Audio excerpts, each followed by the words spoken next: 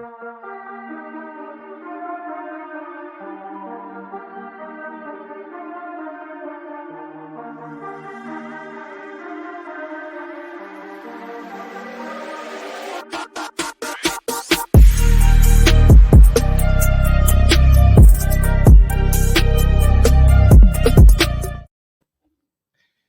man, I didn't intend on y'all catching me dancing. Hey, I'm super excited.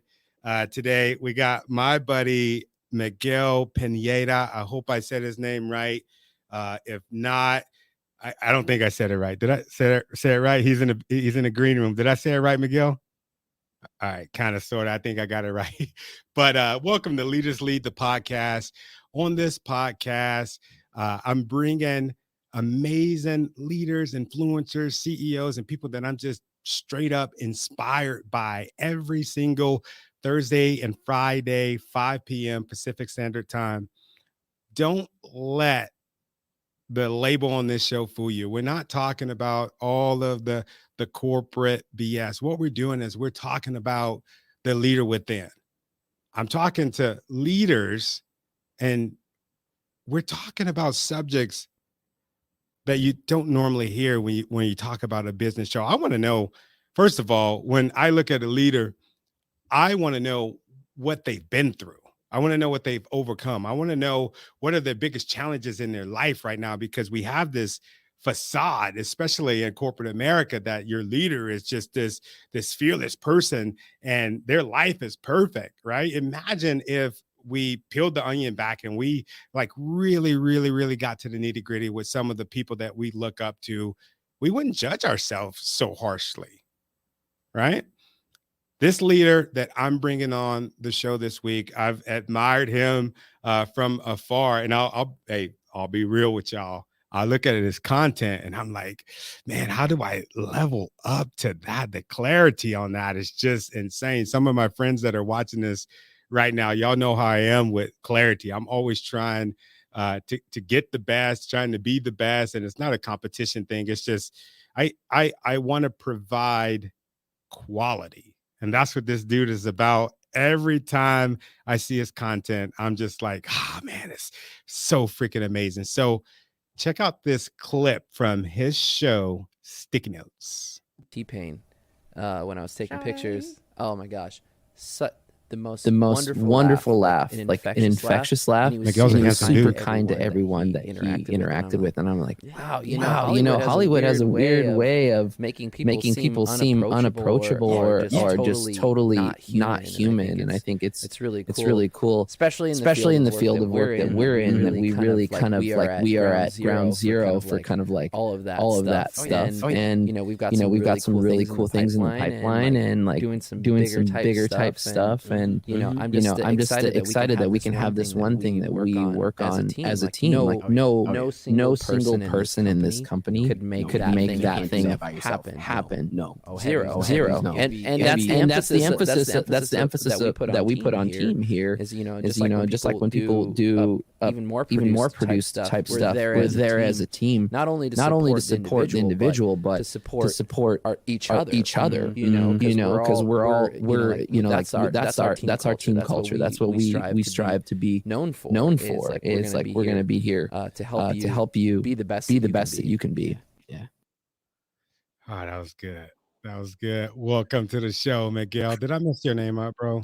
It's all right, man. It's Miguel Pineda. I can't say that. I'm gonna try. I'm gonna get it down next time I see you, Tony, bro. you can't say it yet.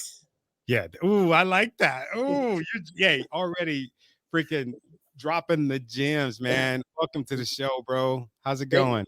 It's going good, man. Thank you. I've really been looking forward to this appearance, and I'm just excited to talk about what we do and share some space with you.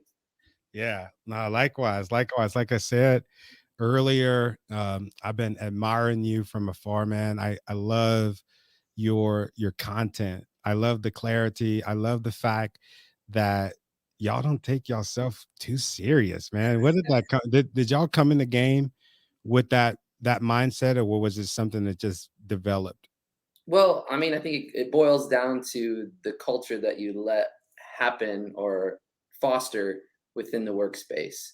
And, you know, our company is only as successful as the least successful person in our company, you know? So if we're constantly raising each other up, you've got to have a layer of humility too. And, you know, authenticity is a very important thing, that, you know, helps us create the best work. But we don't like, I love, in Mexican culture, humor is everything, you know? But you know, I've always been inspired by comedians because they're as authentic as they come, you know, from you name it, like Carol Burnett to Steve Martin to John Leguizamo to Victor Borga, you know, I mean, all these people have always been able, I think, to take a deeper look at life because they do it with a smile, you know? So Yeah. Who's your favorite comedian? I think since I was a little kid, it's always been Victor Borga. He was a Danish composer, I believe, piano player. Traditionally does symphonic music, but it was always with comedy. And you know, like he had this funny sketch he had called a phonetic punctuation, where he's making all the noises for punctuation. Used to just crack me up watching, you know, PBS as a kid. Can you do it? Well, it was like what was it? That was a period, and I don't know. It was just like really physical humor, like, you know, it was an exclamation point. And I don't know why that just cracked me up as a kid. I'm a huge fan of physical comedy, you know, sketch, and I've always done improv comedy, and you know, been an actor, and so I've always been inspired by those particular things. So, I mean, I'd say, but each comedian has their own, like physical. Like Robin Williams was miraculous. Jim Carrey, you know, Carol Burnett, like I said, just phenomenal, you know, and of course, John Leguizamo, you know, is always been one of my favorite stage actors. So, wow. Wow. I read in your bio that you were an actor. Yeah. I had no idea that you're an actor. I'm actually in acting school right now. Oh, And dude, yeah, it's so life changing. And I'm out of my element, man. I'm yeah. really uncomfortable. I'm better now. I'm better now. And it's not the acting part. It's the warm-ups, dude. Like, Mhm. Yeah. Have you taken a lot of acting classes?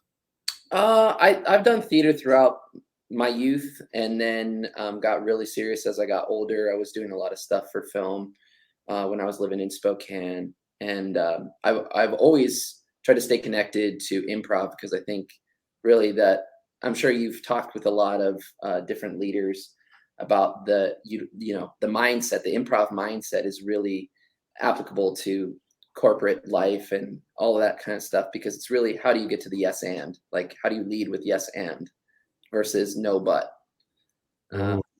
So that's Again, for the folks in the back, what was that? how do you lead with yes and instead of no but, because yes affirms somebody else's concept, and you have the opportunity to build upon it, which is a key rule in improv, versus no, because that cuts off the acknowledgement of their idea, and a but is you know, who was it that the grandfather of modern improv said, if everyone in the world did improv, there would never be another war, because the basis of improv is agreeing. You have to agree, you validate somebody's idea, and then you build on it. So it's it's helped me through many a conversation with folks, because people want to be listened to, people want to be heard, and they want their ideas to be given a chance to breathe. And so, how do you do that in a collaborative effort? I think it just takes practice. Wow. Every time my wife and I go to an improv show, I always imagine myself on stage, and I almost get anxiety because I'm like, damn, how are they coming up with this stuff like so fast? And I think that that's cool that you said that you're able to mirror that in real life. Um, looks like we got a comment. Yes, authentic. How do you say that word? Authenticity is so important. Thank you, Alex. My man Alex. you and I were talking before we started the show, and you were talking about your employees, the people that are on your team. You think that it's important that they show up who they are. Do you think that that's had a lot to do with the success that you've had in your business? Absolutely, absolutely. And why I was saying that it's so critical to share that, it's really a sign of trust. Mhm. When we're producing work for people, we have to be able to, one, own it, and if it's not good, we have to be able to have that space to say, yo, that sucks. That's trash, dog. you know So and y'all did that? well, yeah, well, it's loving. It's like, Love it's it done in a loving manner. I mean, it's all good. No one's gonna no one's gonna die if we don't, make the perfect commercial. Like, we're pretty lucky, but we still love each other at the end of the day, right? We still got to look out for each other at the end of the day. We're still our brother's keeper at the end of the day.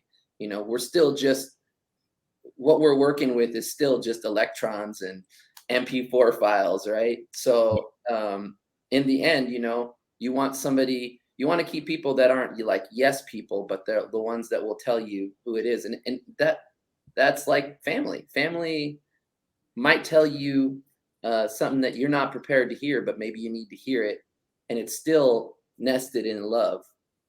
And Yeah. if we all agree that if we want to get better, we've got to push and challenge. Like, the best coach is not the one that says, um, "Okay, like, doing where you're at is just perfectly fine."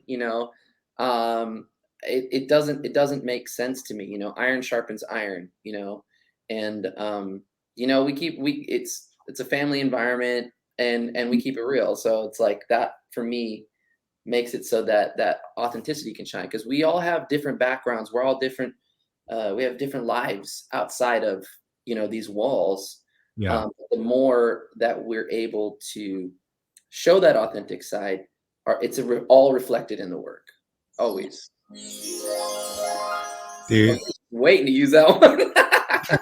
I was, man. Like, you're one of my favorite guests already, bro. You're like a Hey, dream, my man. It's yeah. it's like a dream.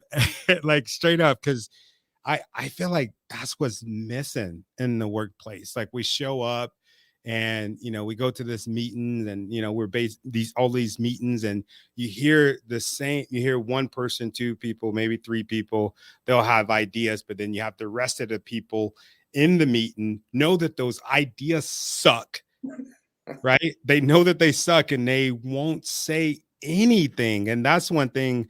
When I first when I first left from the Marine Corps and came and was a civilian, I would raise my hand and be like, I think that's dumb. Why would we do that? And I had to learn how to be, candid with care. Uh, Uh-huh. do what was that something that you had to pick up to be able to say, hey, I don't think that that's good. And the reason that I'm asking you that question is because you brought up family, and I know that it's hard to tell family. Like, if, let's say, if you got a sister or a wife and they say, hey honey, does it look like I gained some weight? And if that, yeah, maybe they gained about 5-6 pounds or something, like, are you going to just be like, yep? Is that how you roll? I like it if it is. Yeah, well, I mean, obviously, there are some agreements, right? We're not here to hurt each other, but we're also not here to let each other slide. And so the agreement is, if we want to do better, we've got to accept, I always say fall forward.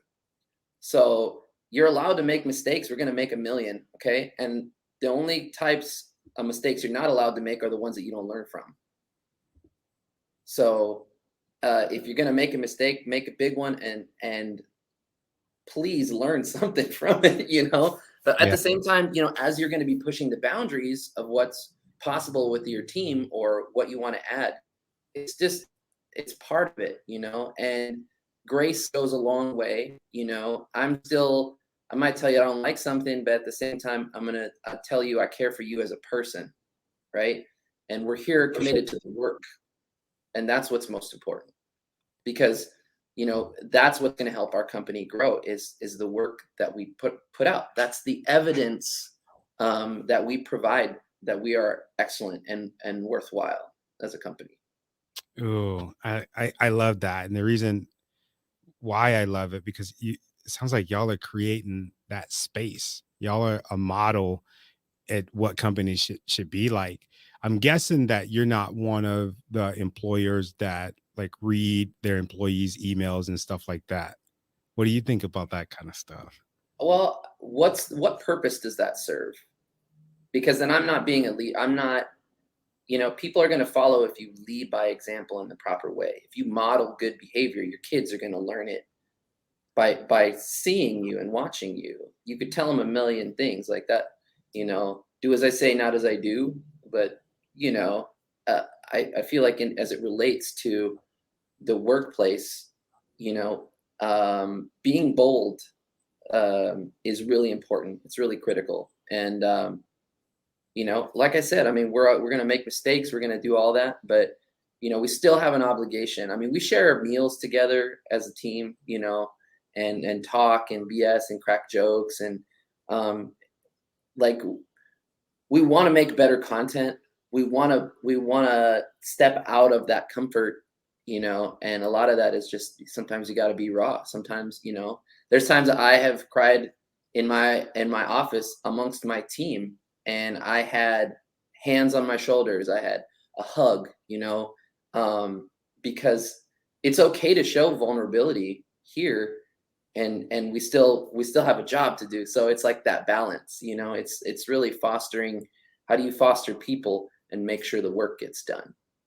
Wow. And that's definitely a testament to the culture that you all have created, because dude, if you were a boss, right? Because to me, the boss is a bad word. If you were a boss, they would be like, "Oh, look at that dude in there in his office crying." I've had those environments where I would see the person that I'm reporting to upset, and I genuinely cared, and I genuinely cared because that person genuinely cared Mhm. about me. Man, that says a lot about your leadership. Where did you learn that from? I think failing. I Yeah. think failing in relationships, failing, just period, failing. You know, falling forward, failing forward.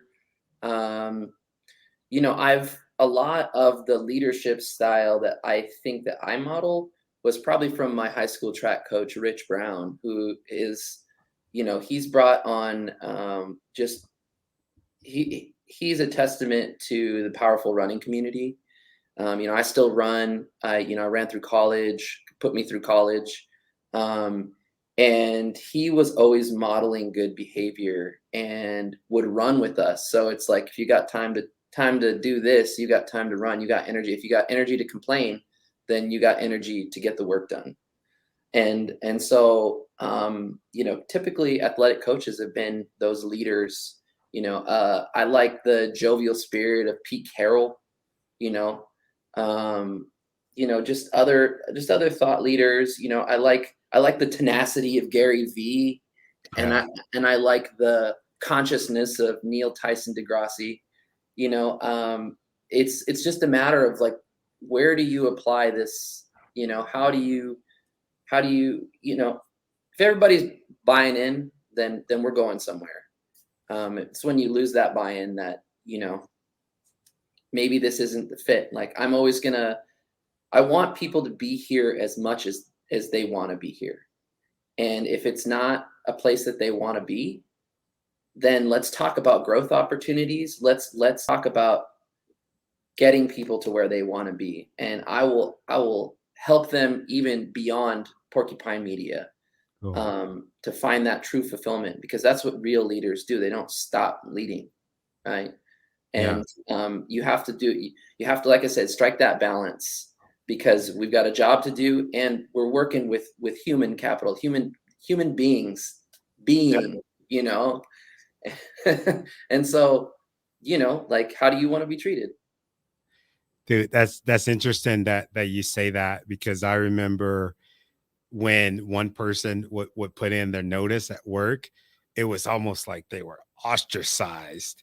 And to be completely honest, man, I remember when somebody would quit, I would almost feel some type of way too. Like, man, they're leaving us. Like, what's up with that? But then that thing start clicking in, that thing that you're talking about, where, dude, it's about them, it's about their life. How do we further support them in their journey? Because they might come back, and when they come back, they might have way more goods with them than what they had when they left.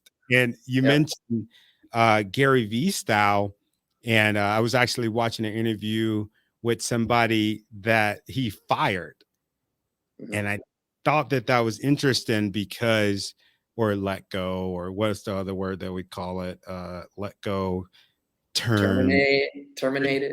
Oh, he just got termed. When I hear that word, I don't know why. I just imagine like a freaking axe and then a head rolling down the hall. I don't know why I think termed. Yeah, video game style. Guillotine, you know? Yeah. Yeah. But this person was saying that they loved him. They is saying that they respect him, and it's just like, I immediately thought they must have let him go the right way. Have you ever been let go the wrong way? Oh, absolutely. You know, right out of college, I worked for financial institutions, and you know, I got into nonprofit, and I was the nonprofit industrial complex is a real thing. You know, there are all sorts of people that should not be leading in nonprofit life. There's absolute people, you've got to replace yourself, you know, and bad leaders will always look outward instead of inward, you know, and that to me says a lot about the individual, right? And I think in those moments of failure, or you know, termination, you have the opportunity to learn about yourself and come back. The best way that you can make somebody feel bad is just stay shining. Like, you know, you don't even got to look back. You ain't even got to hold that animosity, you know. And for a while I was like, I thought just being mad at this person was going to somehow change the scenario. But then when you recognize that, like, they did you a favor, Yes, you don't got to carry around that burden of a crappy leader anymore. You ain't got to make excuses for them. You ain't got to make excuses for yourself. It's the opportunity to get real with yourself. And to me, that's priceless. You know, you couldn't learn that any other way, I think, in life sometimes. And you know, I still love all the work that a lot of nonprofits do. And I was, you know, I got hired a couple times to go speak to larger groups of nonprofits to teach them about how, you know, volunteer engagement is a critical way to, you know, grow your nonprofit. That, you know, there's ways to recruit and there's ways to keep. And I think that some nonprofits are very unskilled in retaining volunteers, and there's others that are totally awesome and they're doing the right thing. And you know, at that point, you know, when I was like, I think I want to get out of nonprofit, like I was using a lot of film and a lot of video content to help recruit. And I was like, I love this because the possibilities are endless with this. This is something everyone can use, you know, right now. Yeah. And so it was, you know, I'm not even mad. I have no, I wish, you know, that person that let me go, awesome. Like, you guys keep on doing you, because I'm doing me. And I feel so thankful for that, like, opportunity to get fired. Yeah. You got to be pissed a little bit though. Yeah.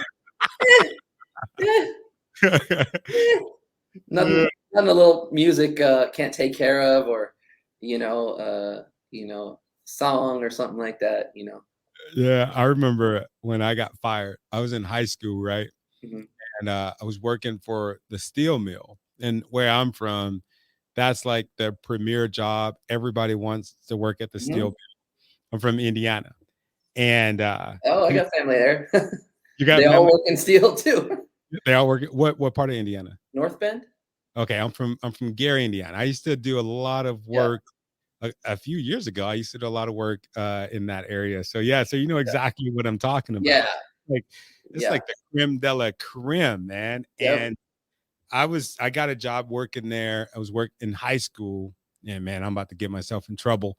I wasn't supposed to be working there, right? And somebody had hooked me up. I'm in high school. I probably was like 16, working with dudes that's like 45. I didn't have a permit to work, but I never went to work. I hated the job, but for whatever reason, I stayed there because I would get a little bit of money. I wouldn't necessarily get all of my paycheck because I never went.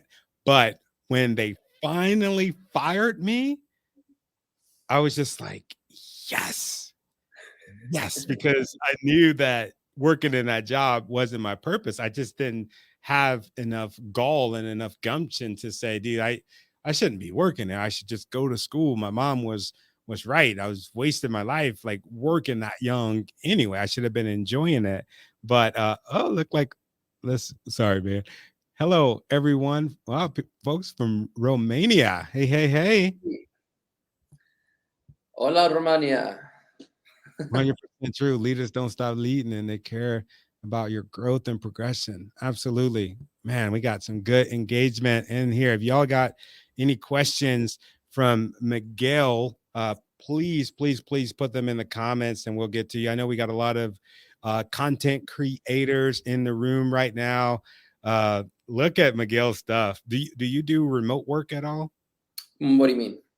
Like as far as like if I live in Romania and I'm like, hey, dude, I need you to edit this stuff. Can you edit this stuff for me? Or can you produce this live stream? Do y'all do that kind of stuff? I don't, to be honest, if I want to meet somebody in person, if we're going to work together, because I want them to know what I stand for, and I want to understand what they stand for. And a lot of that comes through body language and sitting down and having communication, breaking bread, drinking a cup of coffee, because or a nice cold beer or something like that, and really making that connection, because we're still artists, we're still creatives, and we don't think the way that most people think. So we got to know that we can trust you. We got to know that we can connect in an honest fashion, and that you're going to commit to what we say we're going to do together. Because we're bringing you along, as we say, join the prickle. That's a group of porcupine is called a prickle. So you join the prickle, and I know that. yeah. And so we want the whole person to show up, because the coolest thing that I like is sitting down, going through a creative session with somebody, and all I do is ask questions. All I do is sit there. Me and Logan will just sit there, and you have this human being that comes in for one thing with one expectation, and they're like scouring all the parts of their brain, and you see this like childlike candor come out, and they're like, and then I want to do this, and I always thought, and so you give the people this space to dream. So we call them dream sessions, right? Because it's like basically like there was this designer for I think it was a Northrop Grumman, who said it's only when we are bold in our design can we be conservative in the details. Meaning, like when they were thinking of the some of their most magnificent aircraft. Like I'm an av geek. I love planes. I love cars, and all that. And it's when you can push somebody to like some part of that they didn't even think they knew or need, just had that space. Then we can go, okay, it sounds like you have this thing that you've always wanted to kind of develop, and so it's like bringing this person to their idea, and it's like how do we meld these two, and still do what we do, but like we have to be bold in our creative thoughts. And so I just love those sit downs and those types of interactions. So doing remote work, just fly us out to Romania and we'll do work, you know. Or be cool, be awesome, and hire a local Romanian media company and support your, you know, your local media industry is what I would say. But that's a good way to say no. you know, but like if Pepsi wants us to do something, we're gonna go out and go hang out with Pepsi, you know, or you know, like Dave Chappelle said, we'll do commercials for Pepsi and Coke, you know. Wow, I like that. Have you ever had to say no, even if they're local or whatever? Have you ever had to say no to somebody because you just didn't get the warm and fuzzy from them as far as the company's culture or their personality? Like have you ever said no? Oh yeah. Yeah. And I used to, you know, like when you were starting up as a company, you're like, you gotta, you eat dirt for a little bit, man. Mhm. And as your content develops, as you have that growth as a company, you actually don't realize that you don't need all those little gigs. You don't need all the gigs. You need the right gigs. And that was the same thing with, you know, touring and playing music professionally. You know, I've done that since I was 17. And, you know, I could go right now. You stay ready, you ain't got to get ready. Right. And Yeah. so we got to a point with our music as the Brown Edition, which if you're listening to on iTunes, you can actually listen to that album. So I like how you dropped that. I love it, bro. you can actually listen to that album. But we got to a point where we wouldn't pay for, you know, play for anything less than, you know, 5 Gs, or, you know, or we don't want to put out our best hour of music, you know. And it's like, you know, you can get to that point. And I think that's just like, no is actually okay. You can be okay with no. And you're actually doing them and your team. Mostly I say no to protect my team, because if you have from the get-go somebody that's just like starts belittling your work, you know that that's a sign of that they're going to be very difficult to work with. They're like, when they start talking down their project, you know, and it's still a business. We still got to make money doing what we do, and we've found a unique way to do that. And that's by one being like extremely authentic and letting the work speak for itself. Like that is our evidence that we are a commercial film company, is our work. So you can judge us on anything else, but what does the work say? So yeah, no is actually, I mean, because sometimes people, they just get envious of like seeing, you know, they're just keeping up with the Joneses, right? Like, oh, I saw my competitor down the road and they got a commercial and now I want one. And it's like, okay, when you start asking questions like, oh, what purpose will this serve? I don't know. I want it. I want it. And it's like, okay. And typically those people I'm going to charge double. I like that. So hey, you're hearing Yeah. this, right? He's saying Yeah. that you're going to say no to the customers that don't have purpose. Mm-hmm. Damn. Yeah. That's that's Yeah. that's deep. Yeah. I like that, because those are probably going to be the more difficult people. Yeah. Right? Yeah. And it's like when you lead off, oh, sweet. Thanks, Gabe.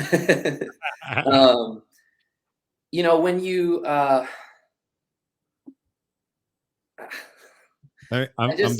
doing a Romania flex. what's up? About to drop my mixtape in Romania? Not really, but I forget what we were saying. Don't worry about it. Don't worry about it. Yeah. I could try this now. Go ahead. No, not that one. Not that one. Not that one. Not that one. Oh, there we go. Yeah. Yeah. I forgot too. It's all good. I know what I was going to say though, bro. I am in leadership love with you.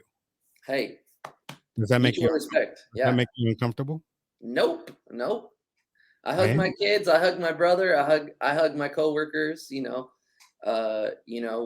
and expressing. I think as men, we're trained to not show equal respect and reverence. We live in a society where domination is key, and our humanity is subverted. And, you know, it's been such a polarized, it's always been a polarized political environment since the inception of the United States. And so we have more values in common. Even if we had completely different political ideologies, we have more in common as human beings than we do anything else.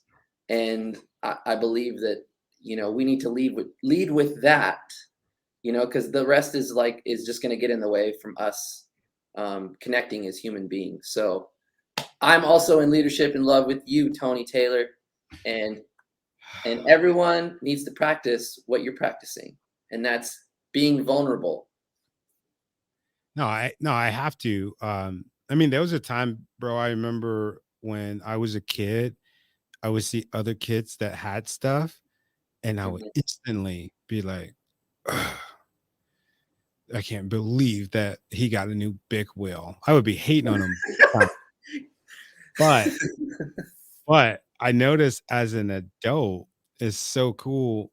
Like I really, really, really get happy when I see other people killing it. Like sometimes I like for real jump for joy when I see somebody like one of my friends with a trophy, or they just got there was somebody, they just got like top LinkedIn voice, and I'm just like, oh my God, that is so freaking amazing. And I almost like cried because I knew their journey, right? They went from not being able to get on camera to now they're on camera freaking killing it, right? But I that's something that I've always yearned for, to be happy for other people's success, and it's something that I had to practice. It didn't. I, I'm not saying that I was born a freaking hater. I'm not saying that, Haters but got to eat too, man. I know, but trying to come from a point of like being envious to a point to where I'm grateful to where I have, to where I can then be aware enough of myself to be grateful for what they have for them. Mm-hmm. Yeah, because you got to. It takes energy away to drop shade. So Yeah, I want to address something. What's up, Gabe? Is it weird that I'm watching 3 live streams right now? And it's not weird. I was just thinking about that before I went live. And it's like all of my freaking friends go live Thursday at 5 o'clock. Mhm. Reggie, if you're watching this, come on, man. Give me a break. You got enough people watching. Give me some of that. Pedro, I seen you go live. You know I go live Thursday at 5 p.m. So Gabe, tag Pedro because I'm about to talk bad about him. I just saw him go live. Well, maybe I'm tripping. I just looked at my. Hey, we go live on Thursdays too, but we go live to Twitch. At what So, time? we go live with the Night Quill sessions. We just finished season 1. We're starting season 2 in January. So we've got a full lineup. We're doing 25 shows. So we're going to go from January 6th, 2022 to June 30th, 2022. So that's shows every Thursday. And so, you know, on our YouTube channel, you can see all the past shows that we did for season 1. So we have comedy, music, and conversations. So we definitely have had comedians. So Sam Miller, Sam Ellefson, Gabriel Rutledge. So we had some great local comedians. And we also have feature like local artists and bands. And we also do a studio recording. So we do a live multi-track recording. We have a 25-person in-studio guest arena. And we do that in our B studio just And you over have to be here. invited to this party. I heard it's like Absolutely. Yeah. When we kick off, let's see, I think we have extra measures on the first show. The second show will be, I think, Dakota Poorman, badass country singer.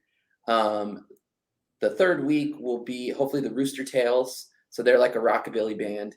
And then we just confirmed LA White for that 4th Thursday. So that's just like leading off the first of 4 Thursdays.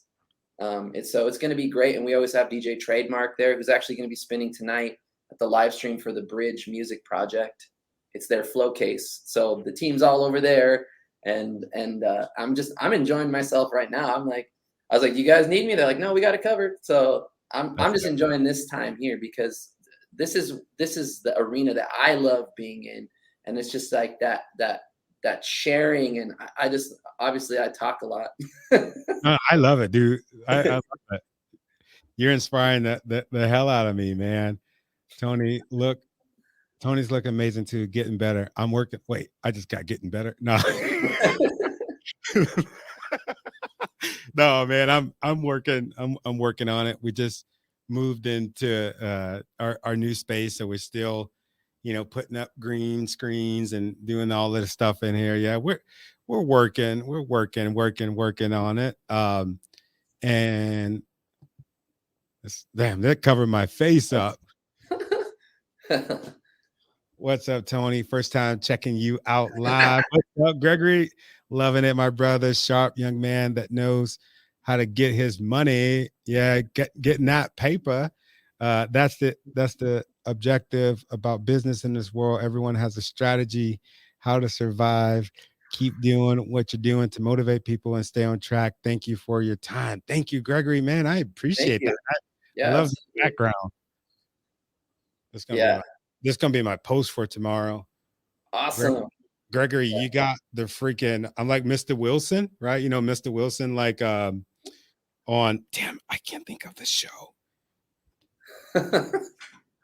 No, not Mr. Wilson. The dude on Home Improvement, that you could see him like. Oh, yeah, Wilson. No, that's Wilson. Wilson. Oh, I got it right. Oh, yeah. It's the whole time you never see the bottom of his face. And then the very last episode, we're like, oh, that's what the bottom part of your face looks like? That's cool. Oh, they actually showed him? I didn't know that. Yeah, when on the very last episode of Home Improvement. That was a trip, man. That guy was always up to some weird stuff. Yeah, why would you be looking over in your neighbor's freaking backyard?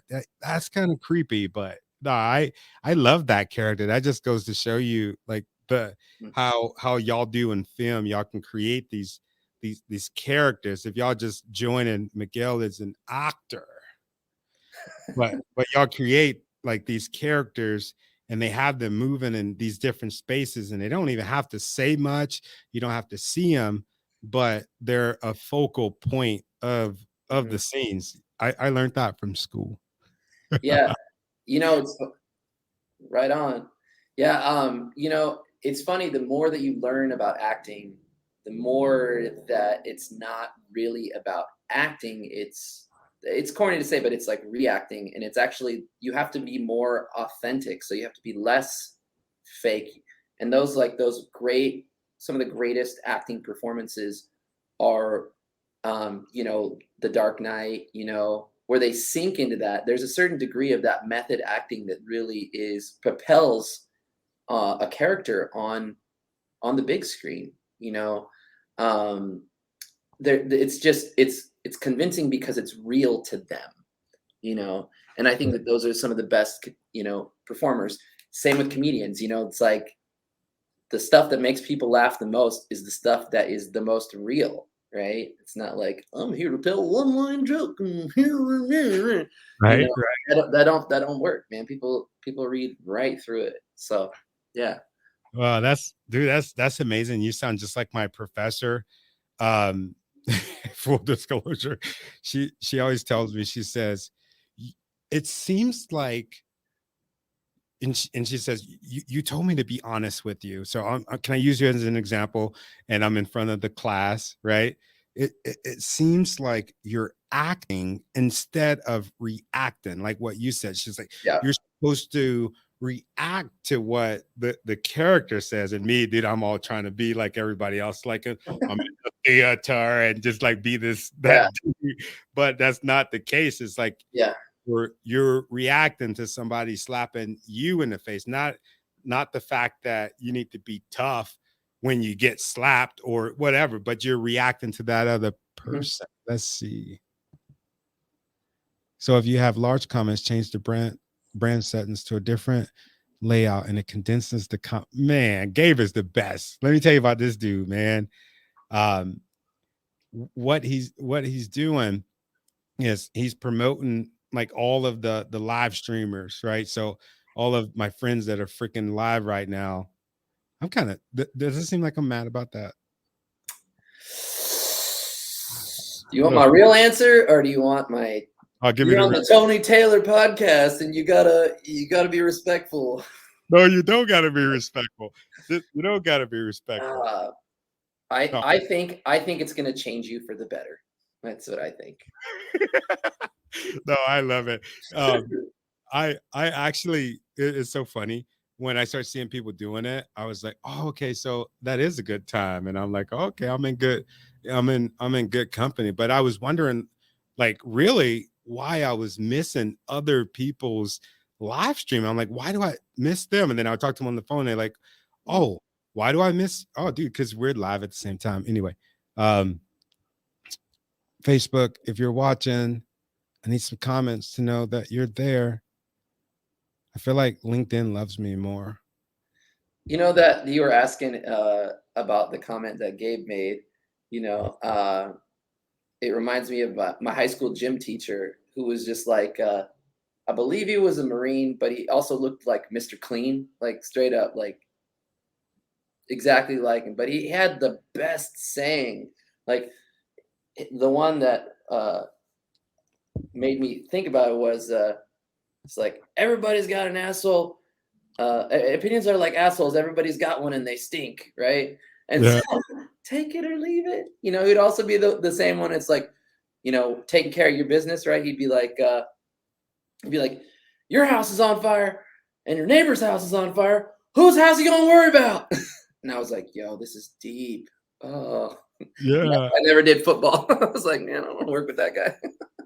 No, that's funny you say that. We always remember the people that were in our lives in high school. I don't know why I always think about, like, I can tell you my bus driver in high school, Mr. Atwood. I can tell you my favorite principal.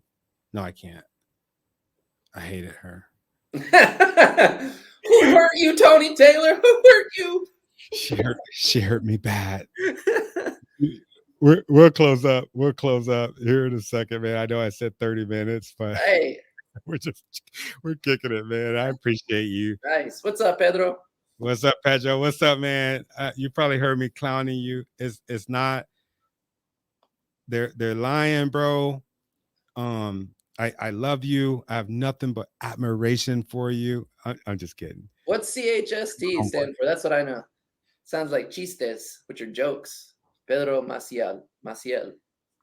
No, I should know that because I know it's safety. It's construction, health, and safety technician. Pedro, let me know if I got that right. Pedro's a good dude, man. We should check out his podcast too. It's X Factor of Safety podcast, and then he has X Factor of Safety Radio as well. Everything that I have as far as like my Roadcaster and everything that I have in here, dude, he hooks me up all the time. I mean, he's a real podcaster. I'm just pretending, man. Pedro's a good dude. Gabe's a good dude. Ingor, she's a good lady. I love all the people that are in the comments, man. Alex is amazing. My wife, you're amazing. I can't see your name. Who else we got? We got StreamYard. That's not. I'm tripping, man. Okay. Oh, greetings from India. Hey, what's up, my brother? It's good to see you. Good to see you. I appreciate all of your comments on my posts. Gokul, yeah.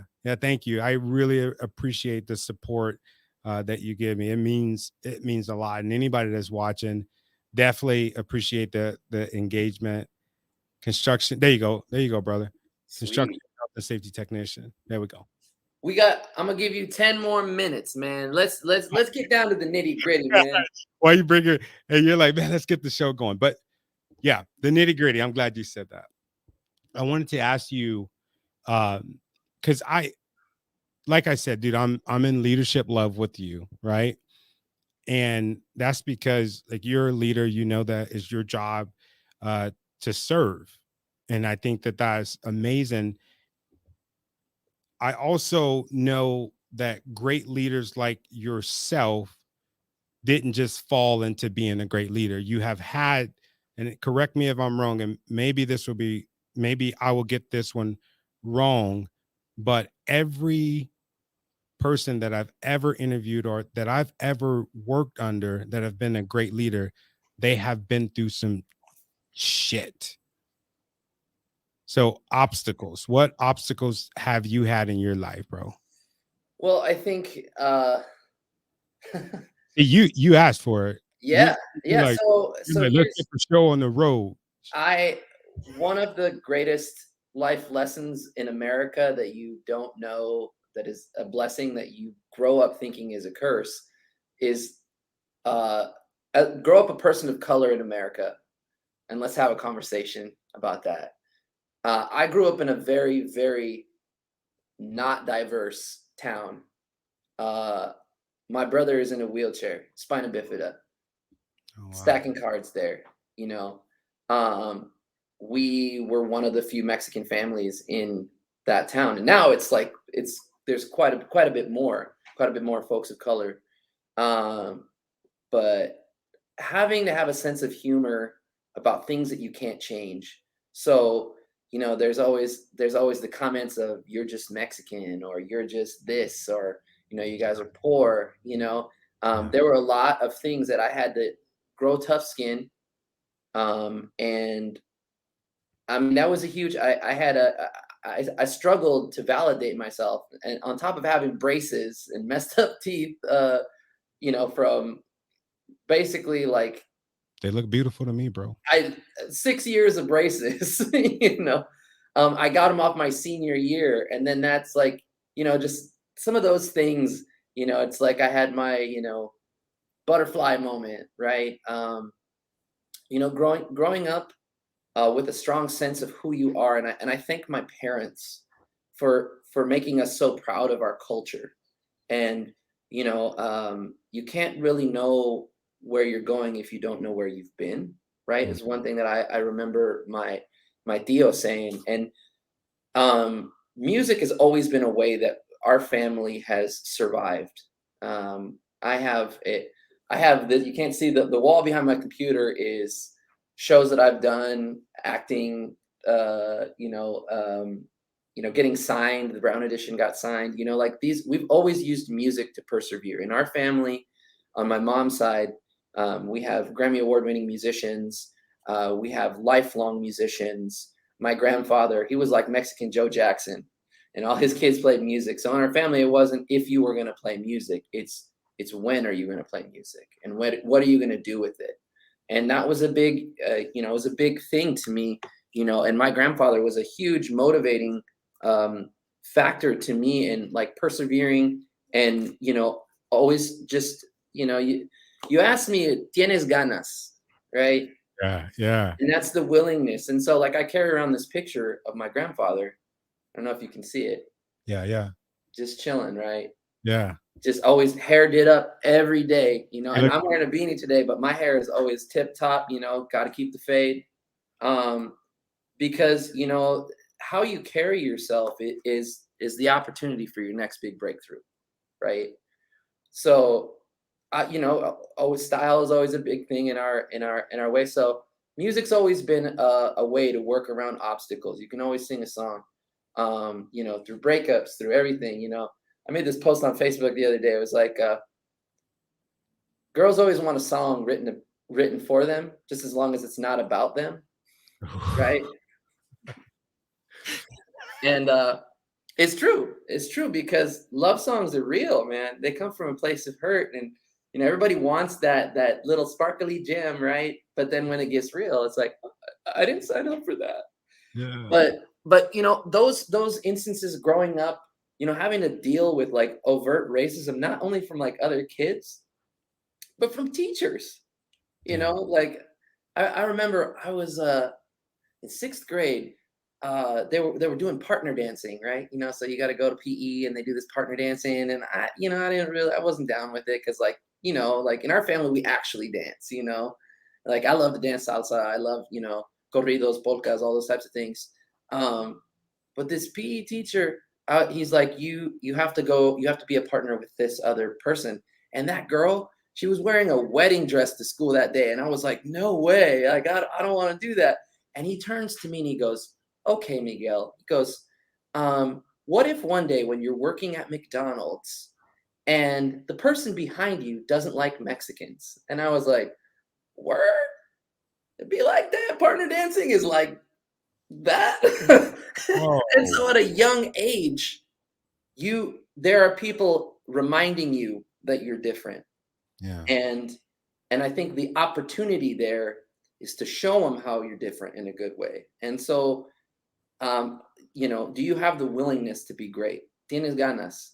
You know, my dad always said that to us, you know, and my parents, you know, they were farm workers, you know, at a young age. They had to wake up 4 a.m, go do really difficult agricultural work, go to school, go back to the fields, go home and do homework, practice music. You know, there's a lot of discipline in it that they had to absorb, that they passed on to us. Being diligent, being conscious. You know, one thing I really appreciate that my parents always did for us, me and my brother, is that they would introduce us to other adults when we were little kids and make us shake their hand and you know, like greet them in Spanish if you know it was some of their compadres or comadres, you know, and you know, they would bring you into how adults have conversation, right? And that's something that I really, really am grateful and have a lot of gratitude, because that's what I teach my children. I have 3 daughters. These are my twin daughters. Beautiful. You got twins, bro. That's cool. Yeah, and that's amazing. I mean, that taught me a lot about myself too. But you know, it's just like I'm teaching them to be advocates for themselves, and I think that that's really when kind of spinning it back to, you know, the work environment, that type of stuff. How can I be an advocate for my team, and how can I support my team in advocating for themselves? And I just, like, it builds trust. You're allowed to be authentic. People are actually able to talk about how they feel. And so, you know, I'm thankful for those things that hurt me, because it was an opportunity. It was my opportunity to grow as a human being. So, yeah, that's what I think. I love it. I love it. Willingness to be great. When I reached out to you and I asked you, what's your favorite quote? I found a bunch of different stuff through Google Translator. I even had my wife looking it up for me. Yeah. And then you told me a couple different variations, and I'm like, okay, that's the title. Yeah. I like that. Willingness to be great. Yeah. And like the context is always important for when you say stuff in Spanish. So tienes ganas, it's like, do you have guts? So there's kind of that little ganas is like to win. So ganar is to win. So ganas, you know, so like there's some interplay there. But mostly it's like, do you have what it takes? Are you gonna do what it takes? You know, I guess it's like, I've been a lifelong runner. You know, running got me through college. You know, and I've learned a lot of lessons from my coaches. You know, it's like, where are you going to spend your energy? Are you going to spend your energy being sad that you didn't make that 800-meter time, or are you going to just spend that same energy working towards that 800-meter time? You know, what are you going to do to change that? And I think that's, do you have the willingness to put in the work to change what you do not like? Wow, that's great, man. One last question. What's that one thing, right, when your life is gone, that one statement, that one feeling that you would want everybody that's in your life? What's that feeling? Like, what do you want your legacy to be when you're gone?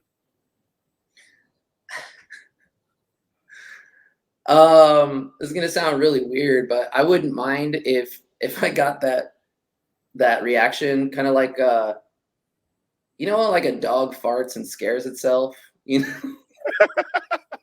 right? The dog goes, "Is that me?" Yeah, yeah.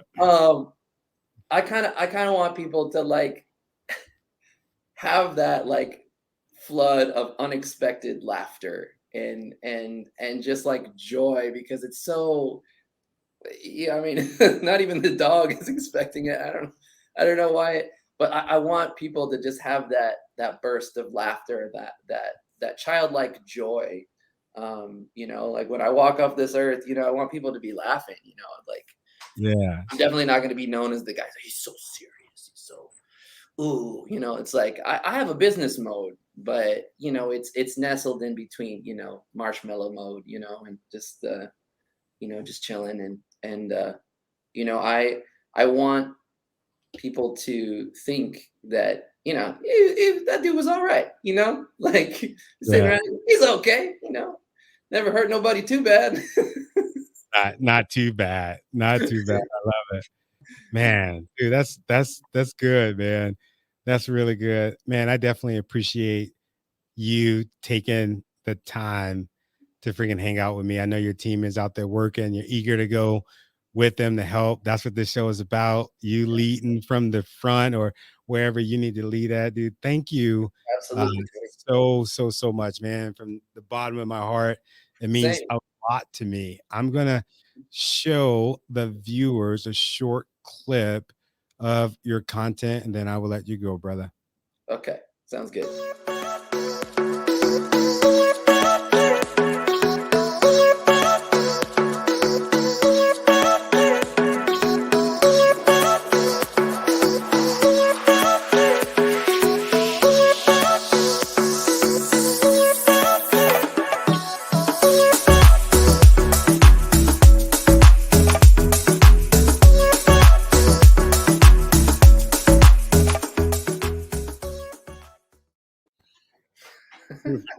Super dope. Yeah, dude.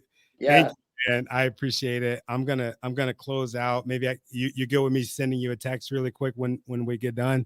I'm gonna go a little bit longer live really quick. Absolutely. And I want folks to give us a follow on YouTube, Facebook, Instagram, catch Sticky Notes, our podcast, follow the Night Cool sessions on Twitch. Yeah, I mean, and then of course we got a show on Instagram every Monday called The Morning Clatter, which is sponsored by a veteran service organization called leavingthesideline.org, which serves first responders and folks that have formerly served. So, check those shows out.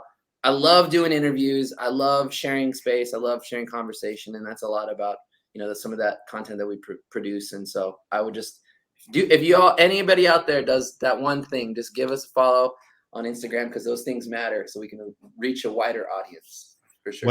What's your Instagram handle again? The Porcupine Media.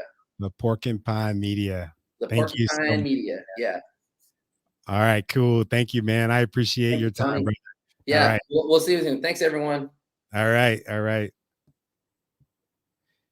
Ah, that was so good. That was so good.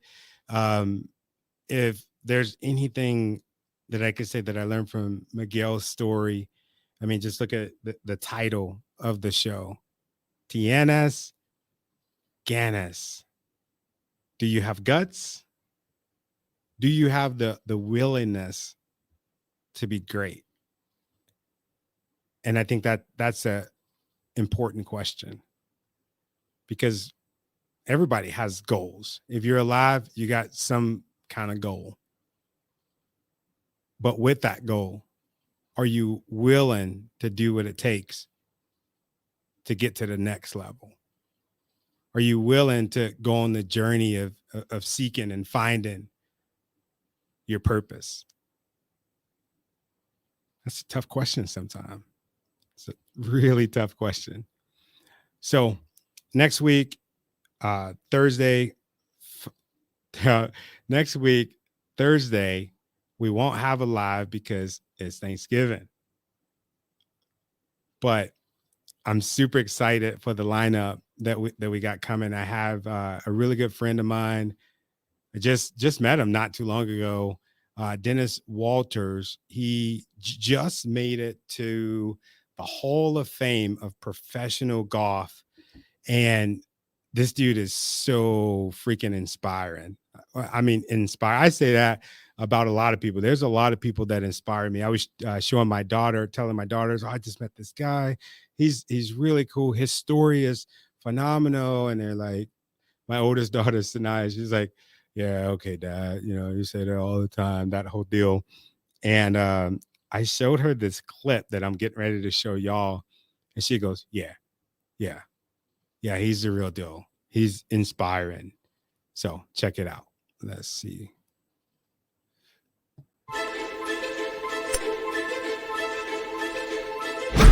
Dennis is an inspiration to anybody who sees him. You look at him and you say, wow.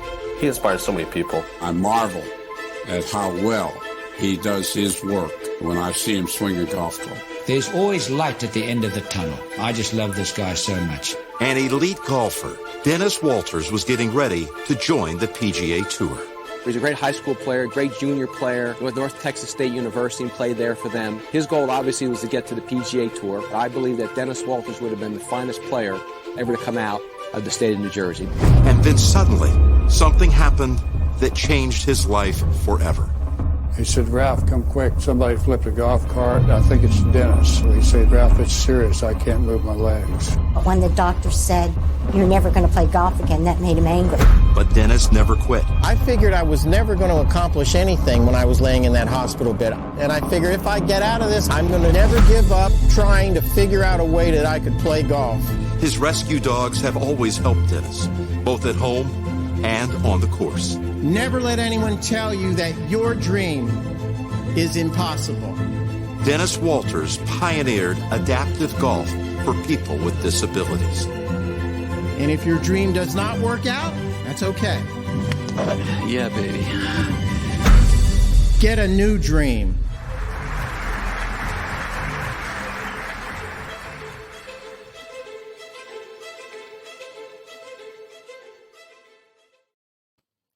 There you have it. Dennis Walters. Man, what an incredible story. What an incredible story. He's on his way to like legit being a PGA pro. Right? A freak accident happened. There's so many different people that I know that when stuff like that happen in their life, they're done. Not Dennis. He actually made it to the Hall of Fame without even being a professional golfer. Like, he is so incredible. You heard all the things that Jack Nicklaus was saying about him, the things that Tiger Woods was saying about him. And now I'm telling y'all right now, this is a solid dude. If you're having some issues and you're just like, oh God, why me? Why am I going through the things that I'm going through? Check out his story. Dennis wants me to let you know his story is dropping on the Golf Channel November 22nd, 8 p.m. and November 24th at 5 p.m. Check it out. This story is incredible. I got to watch a little bit more of it, and dude, I couldn't stop crying watching it. So I hope y'all have a good day. I hope that you learned a lot from Miguel's story. I've certainly learned a lot just from listening to him. I'm so inspired by him. I'm inspired by all of the guests that we have on this show. Like, I really believe this. I believe that I have the best guests in podcasting, and that's not being cocky. That's me just knowing, like, these people are freaking phenomenal, and I'm truly inspired by them. I'm truly inspired by the community that we've been able to bring together. Everybody that's been in the comments, man, like, from the bottom of my heart, I love you. I'll see you tomorrow. I'm interviewing Adam Bratz tomorrow, 5 p.m. Y'all take care. Peace.